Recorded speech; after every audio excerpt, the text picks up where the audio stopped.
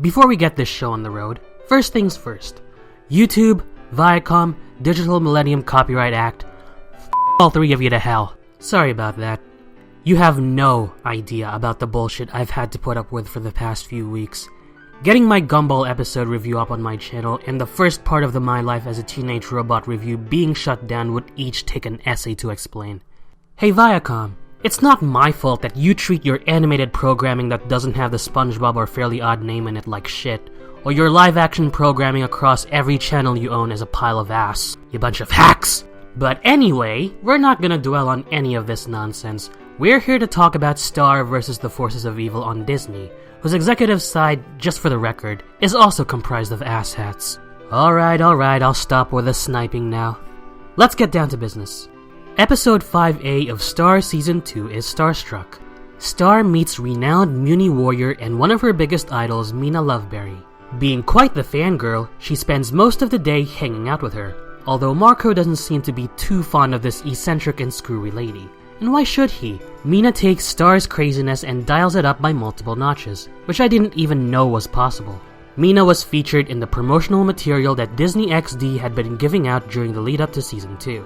Fans were expectedly excited when they first got a glimpse of her, and it's understandable.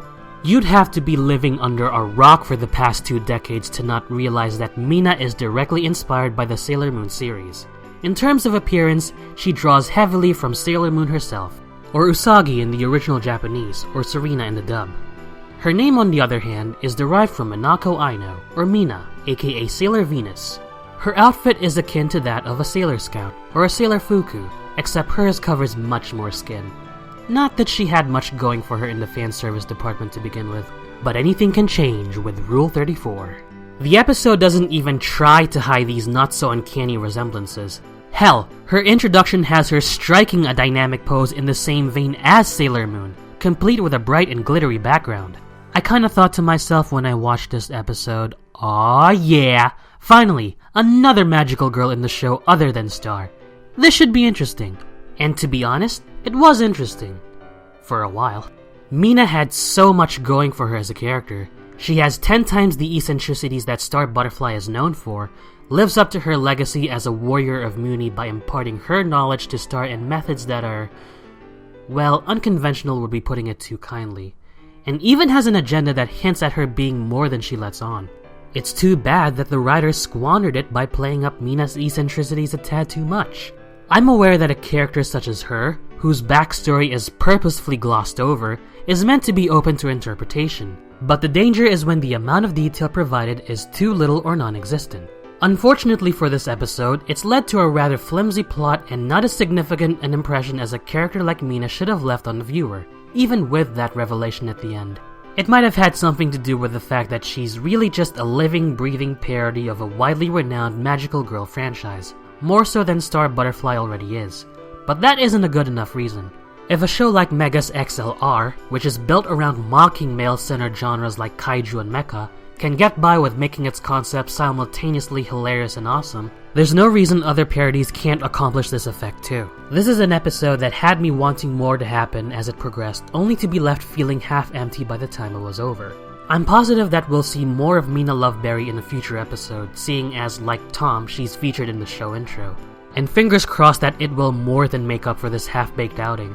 Starstruck gets a 2.5 out of 5 from me, and the only reason I didn't fail it is because the interactions amongst the characters were entertaining, and it had standout funny moments like Star waiting in a dumpster for a pack of old donuts to be thrown out so she can eat them. Otherwise, nope, I got nothing. Next! Episode 5B, Camping Trip, gives us better substance than the last episode. Star and the Diaz family go on a camping trip, but find the most unexpected guest in the form of King River Butterfly, patriarch of the Butterfly family and Star's father. Compared to his previous appearances in the series, he's about 3 times as kooky as he normally is, and given that Star takes after her dad more than her mom, that doesn't quite bode well for our heroes. But can you honestly blame the guy? He's going through the dreaded midlife crisis, so it's only natural that he isn't acting his age. Now, I'm only 24 years old, but I have something of an understanding, albeit a vague one, as to what a midlife crisis means for a person. It's that point in someone's life where they realize that they aren't getting any younger, and their glory days are far behind them. If that person is a parent, there's an added kick to the teeth when their children inevitably grow up and become more independent, leaving them with virtually no more purpose in life other than to grow old and die. King Butterfly's man-childish behavior when he isn't attending to any royal business is most likely his means of coping with his midlife crisis. His adamant attempts of bonding with his daughter and her friends is his idea of remaining close to her and to not totally feel like an old geezer. A lot of us have seen this sort of stuff and been through it. As cliched as it is, parents do go through that phase of bonding with their kids in order to not fade away from their lives and not become old and senile too quickly. It's embarrassing for everyone involved, but it's hard to not feel sorry for them, especially if they're your parents. On top of that, this is a recipe for meaningful character development and heartwarming scenes, which is what this episode gives us. No matter what happens, Star and King Butterfly will always be a close-knit father and daughter pair. Even Star herself says so at the end that he will always be her inspiration. And the scene of them watching the erupting geyser is very pleasant while sneaking in a bit of comedy in there. Story progression takes a backseat for now, but as with Star vs. Echo Creek, the character development makes up for it just fine. Sadly, the series' pacing problems rear their ugly head yet again, with a few scenes happening too quickly or serving no purpose at all. How did King Butterfly end up on Earth anyway? Anybody know? Because I'm flat out lost here. Is he going on an adventure behind his wife's back? Did his wife kick him out of the castle again? Did he have any dimension scissors with him? I don't know, it's not clear and it doesn't make sense. Camping Trip is an episode that's chill, comfy, funny, and relatable. As such, my score for it will be a 3.5 out of 5. The next two episodes are an odd case since their respective stories take place side by side of each other. I guess we'll continue going by broadcast order. Episode 6A is Star Sitting. Buffrog, former henchman of Ludo and now a father, asks Star and Marco to babysit his tadpoles whilst he goes out doing some form of work to provide for his family. Complications arise when Star's and Marco's own definitions of babysitting directly contradict each other. 18th century novelist Maria Edgeworth once coined the famous idiom, "All work and no play makes Jack a dull boy, and all play and no work makes Jack a mere toy." To this day, that idiom still holds true. Star's idea of taking care of Buffrog's tadpoles is to play with them 24/7, whereas Marco prefers to abide by the rules to the letter. The good thing about an episode that's centered on the work-play dichotomy and addresses it well is it never aligns with one side of the argument exclusively. It shows the pluses and minuses for both sides to create an open-ended discourse. Think about it for a second. Is there anyone on this planet who honestly believes that sitting on your ass all day playing video games is productive? Similarly, how about spending an entire day poring over book after book after book to learn about things that are either irrelevant or have become irrelevant? On a more positive note, would you agree that video games are a good way to develop social skills, especially with the internet and online multiplayer having become a mainstay in gaming today?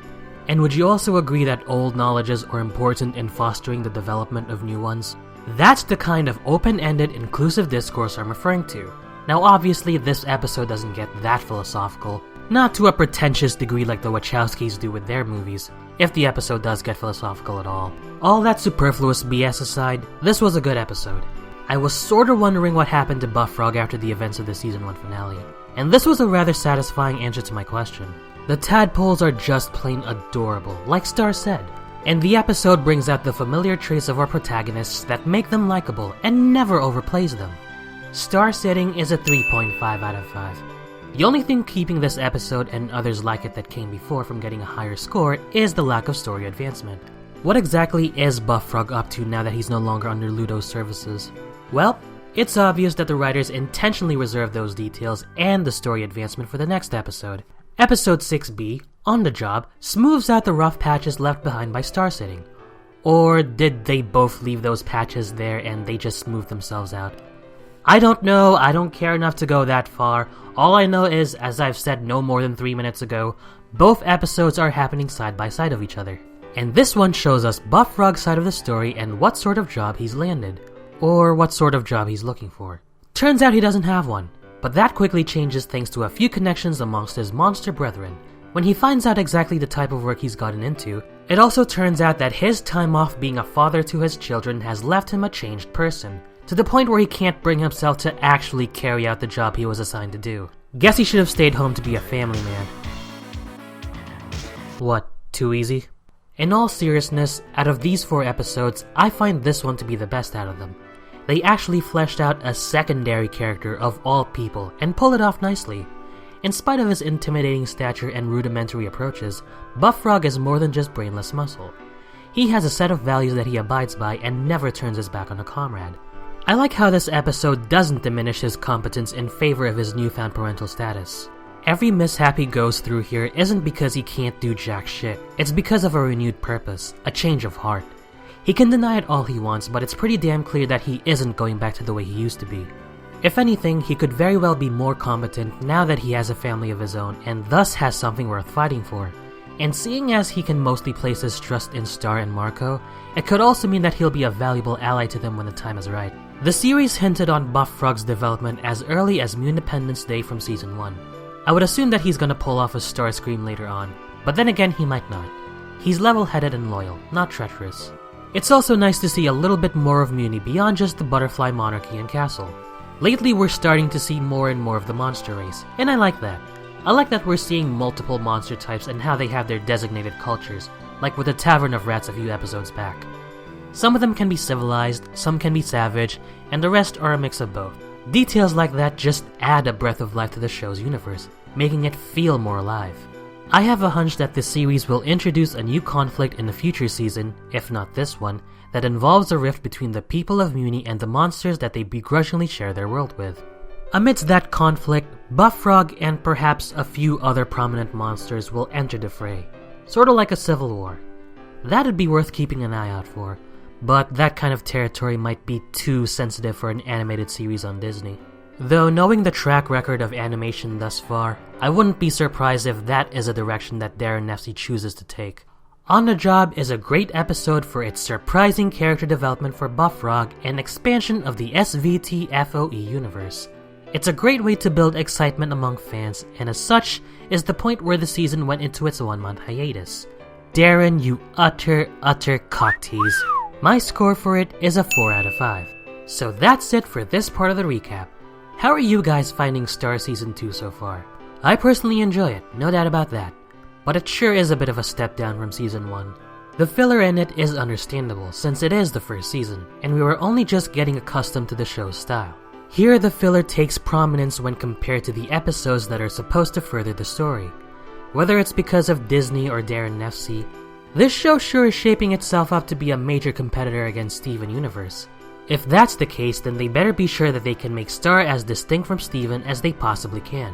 Thanks for watching everyone, be sure to stay tuned to my channel because next up is a very special Halloween treat just for you guys. I'm not giving away anything about that, so you're just gonna have to sit tight until it eventually comes out. Until then, I'm the one and only CR Martin, and I'll see you guys later. Ciao for now.